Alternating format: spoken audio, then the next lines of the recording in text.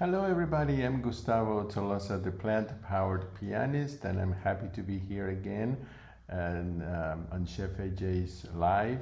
And this month, I would like to share with you a wonderful trip that I took to the Andes, and I was able to cross, and it was incredible. I was able to go to one of the highest points of the Andes,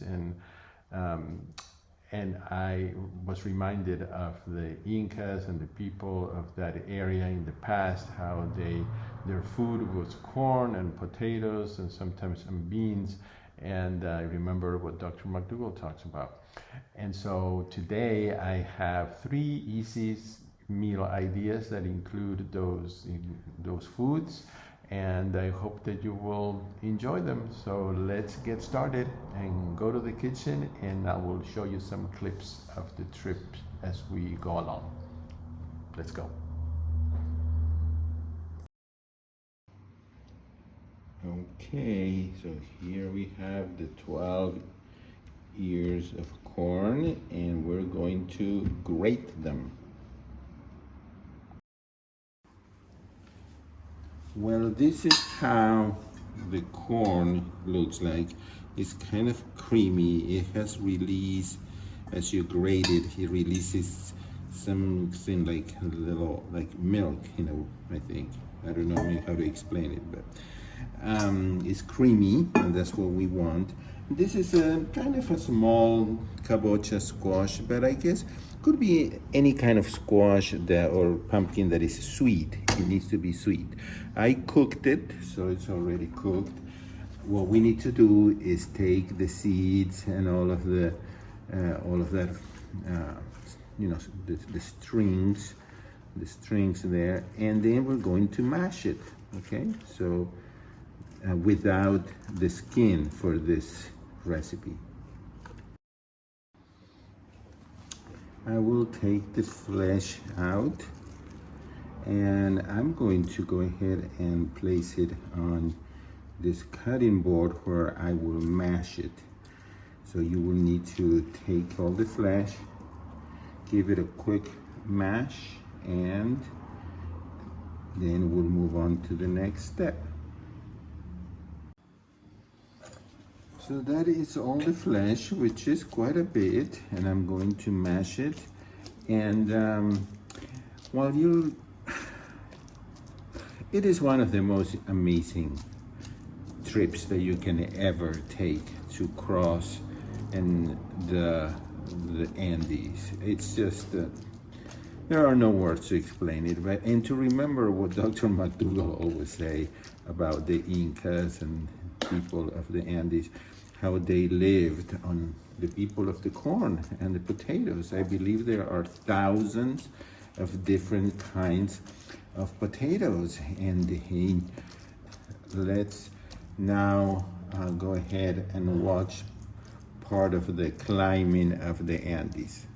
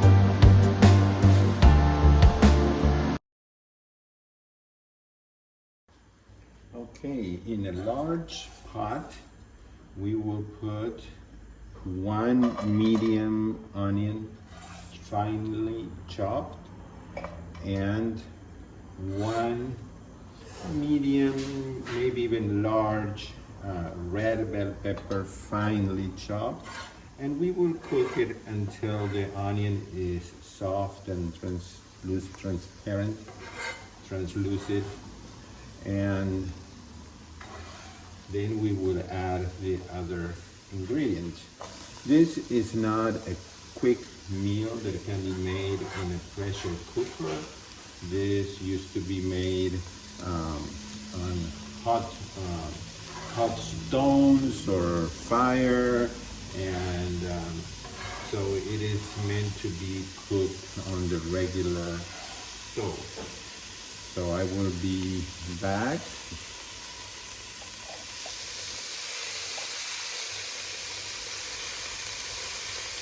So I will be back when this has cooked a little.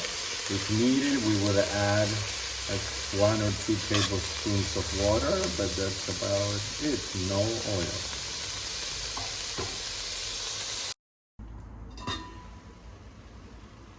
Okay, so the onion and the red bell pepper have been cooking for about 10 minutes, and they look soft. The onion is translucent, so it's ready. We're ready to add now the next 2 ingredients, which is 1 cubed tomato and 2 green onions finely chopped. In go the tomatoes.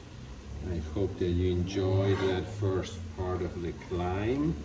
And now, while this cooks for about 5 minutes, let's go ahead and keep traveling up the Andes, because it gets better and better. Let's mix it really well.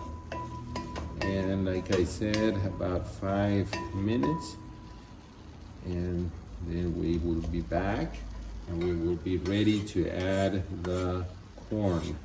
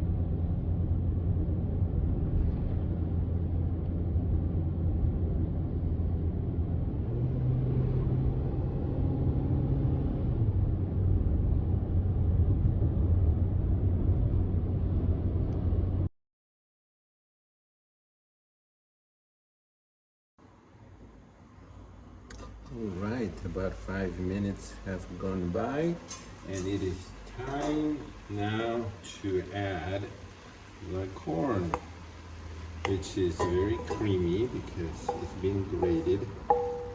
And this is 12 ears of corn. I hope you enjoyed the trip. You know, this is the best. This is the travel channel with food. Okay, so I'm going to mix it really well. Such a beautiful color. Of course, yellow is my favorite color. Well, at least one of them. Yeah, but really, I guess it really is yellow and orange. And so you have here yellow, red, okay, and there is a little bit of green for the green onion, but you can barely see it. So we will cook this at low heat, low to medium low, and for about 5 minutes, and then we will be back and we'll continue climbing.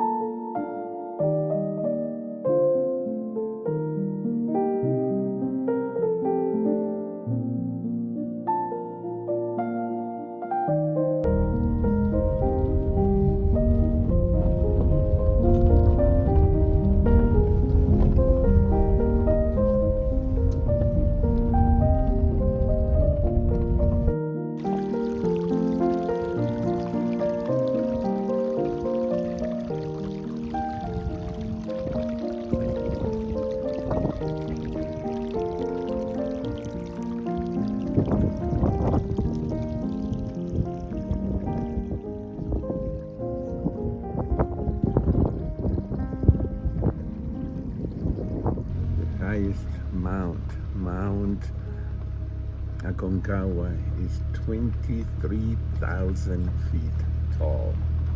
We're going to the one that is almost 10,000 feet.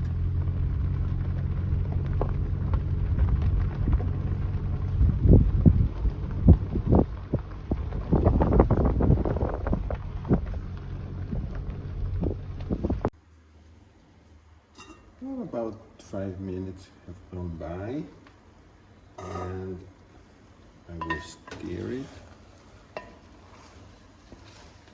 and I will add just a little bit, like half a cup of water, okay, so that it won't get, so that it won't stick to the bottom, although that is not such a bad thing. You just don't want it to get burned, but if it sticks a little, it'll add that extra flavor. That's probably just the caramelized, just the sugar. Okay, so now it's time to add the sweet. Here, this is the kabocha squash. You could use another kind of squash. I would say to make sure you get the type of squash that is sweet. And I'm going to start with about half of what I had in that pot and see what it looks like. The recipes are not very exact. They're very traditional recipes that come from generations and generations. So it says a small squash, but how small, it doesn't say. It doesn't even say, obviously won't tell you in cups.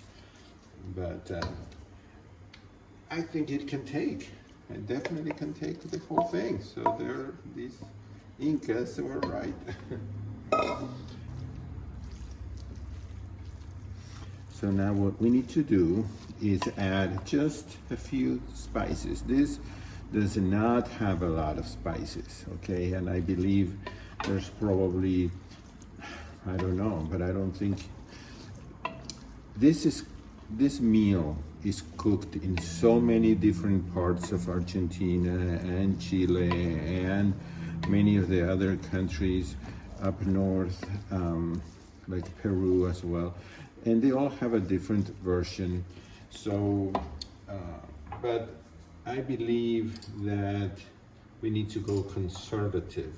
So I'm going to add a teaspoon of smoked paprika, this beautiful red orangey color, half a teaspoon of nutmeg,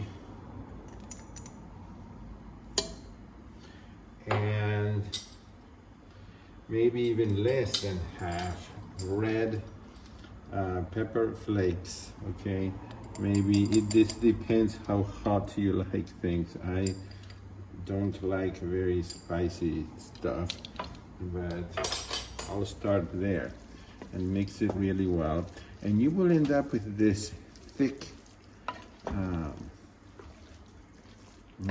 mixture that it needs to cook a little longer.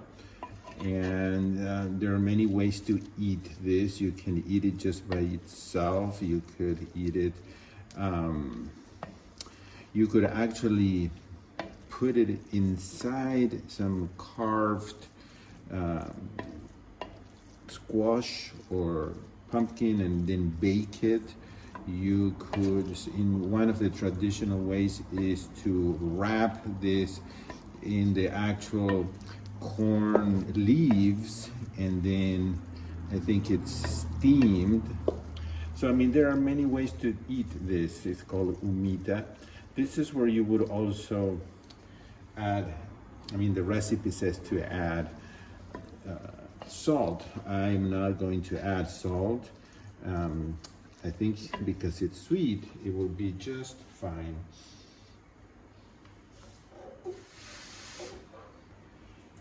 But if you wanted to add salt, I would do what Dr. McDougall always says, and that is to add it as you serve it, so that the salt hits your taste buds, and you feel that salty taste, and you won't use a lot.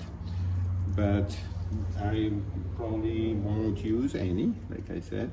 And as you saw, I added another half cup of water because I see that it's really thick. So this is my instinct saying that I want this to get a little bit softer. I want the corn to cook. So I'm going to cover this and cook it for at least 5 minutes, and then I will be back to give it a taste. Actually, I'm dying to taste it right now, so that's what I'm going to do. I'm going to taste this. I can't wait.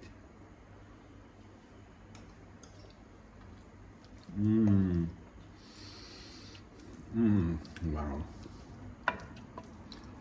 You could put a little bit of chopped basil. I think it would go really well, and that's something that is in some of the recipes, but I wouldn't go crazy because you don't want to cover the taste of the squash and the corn and the red bell pepper. So you don't want this to be soup, but you do want it to be creamy. So you may need to add, just use your judgment and add a little bit of water here and there until you get this consistency. And I will, like I said, I'm going to let it cook for about 10 minutes covered in a low heat. Okay, 10 minutes have gone by and it looks very delicious and excellent. Okay, so what I'm going to do is put the lid back on, and I'll show you. I'll put the lid back on, and I will let it stay for another, for a while, maybe 20-25 minutes, so that it can gently continue to cook, and then we will have a taste test. Well, here it is. Here is the humita, and I'm here in my garden. I have butternut squash, tomatoes, zucchini, potatoes, green onions, arugula. Anyway, I love to eat truly organic veggies. So you can hear noise because I'm outside. So let's give it a try. It's very beautiful and colorful. Mmm. Mmm. It's creamy. You can make it as creamy as you want by making sure that you grate it really well. But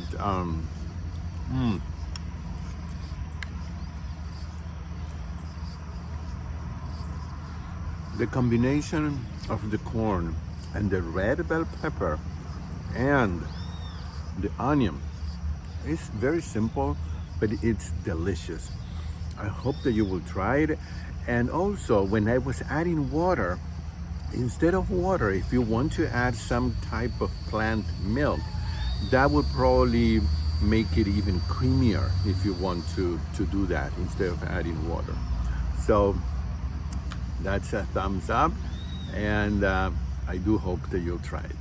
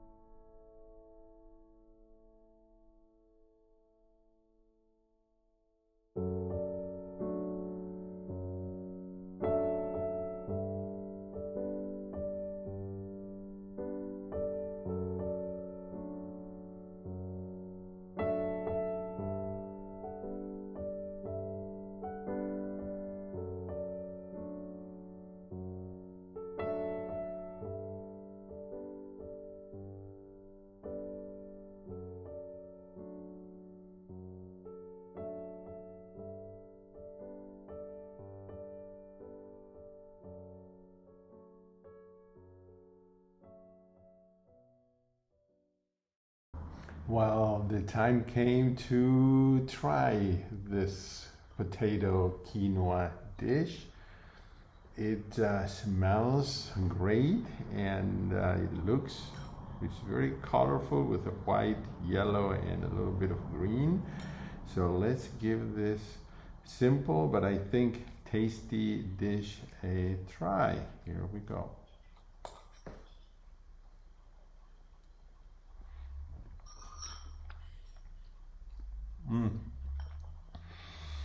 Well, we all know how potatoes are a wonderful food. They always taste great. In this case, the simplicity of it is what makes it even better. So here's another wonderful bite. I think you will love this. This is pure fuel. This is fuel for your body. You need to make sure that you have a side of greens or something green, because I always say eat your greens like Dr. Esselstyn recommends. But that's fuel and healthy.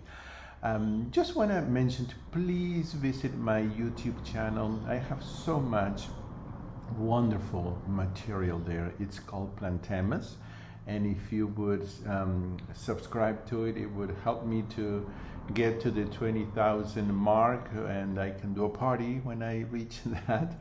And also to visit my website, plantpowered.com. While you're there, you can click on subscribe and subscribe to my email list. Our new book, our first book with Shada Soleimani and myself, is coming out next month in April, at the end of April, and it is called Live Your Healthiest Life. And I think that you will love it, so I want to make sure that you will get a notice when it is out. So let's move on to the last recipe.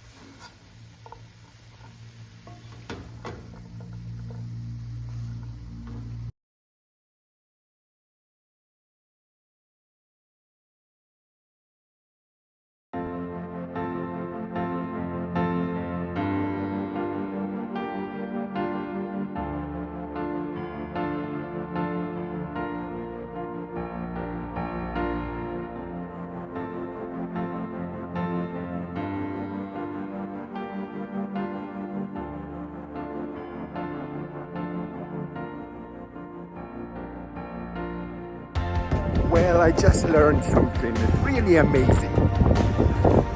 The tour guide told me, okay, so here you go. This one in front of me, this huge mountain, it's called Tolosa. That's my mountain. Yes, it's Tolosa. That's the name of it. And right behind it, where you see that peak over there, that's the Aconcagua, where many people have died trying to climb it. But the other day they said someone from Mendoza set the world record in 3.5 hours climbing it. That is a 23,000 feet. I don't know how you do it, but I don't know if they have to take oxygen.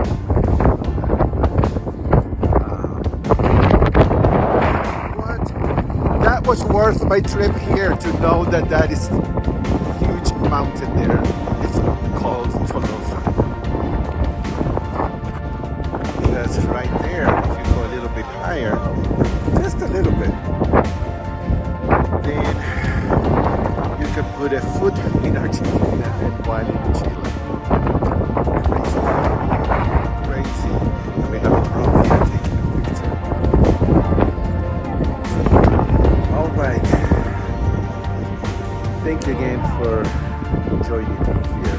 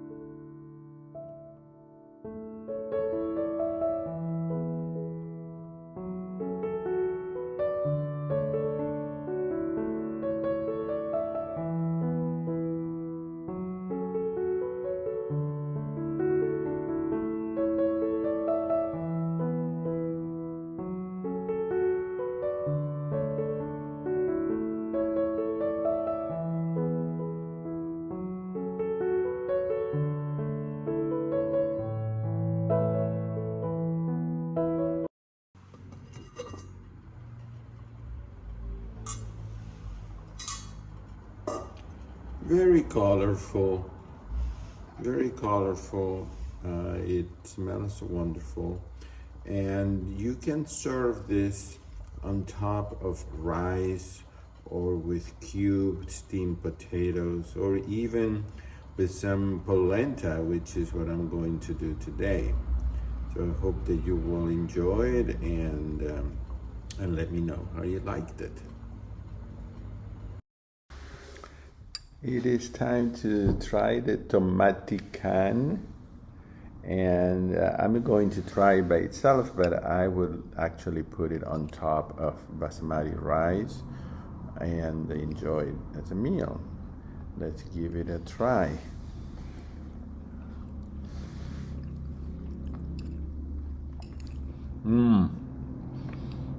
Another flavorful dish. Simple because it doesn't have a lot of spices or herbs, but very flavorful.